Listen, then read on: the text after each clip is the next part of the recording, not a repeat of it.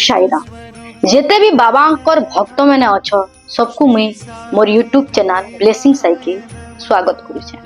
आपन सबको अनुरोध जी बाबांकर विषय रे जानबा के हेले आपन को मोर यूट्यूब चैनल के सब्सक्राइब करवा के पड़वा।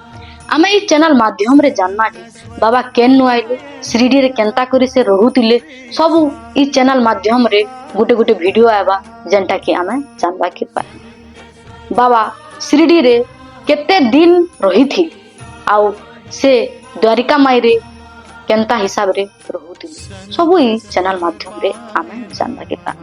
बाबांकर साई सत चरित्र रो प्रत्येक भाग ई चैनल माध्यम रे आपनकर पास की आला।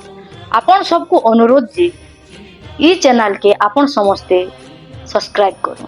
ब्लेसिंग साई के जेते बेला आपन सब्सक्राइब करबे तार पाखे गोटे बेल आइकन थिसवा जेंटा कि आपन दबाई देबे जार माध्यम रे आपनकर पास के बाबांकर प्रत्येक वीडियो पहला जीवा और आपन पहला देखि पाए।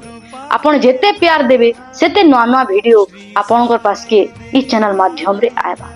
आपन सबको अनुरोध जी ई चैनल के आपन मैंने सब्सक्राइब करूँ और बाबांकर अनेक आशीर्वाद लाभवान हो। बाबा आपन को आपन को सब परिवार को बहुत टे आशीर्वाद करूँ। बाबांकर विषय रे सब नाना कथा आके बहुत टे वीडियो बनावा जेनथिर माध्यम रे आमे बाबांकर विषय रे जानि पारमा। साई राम।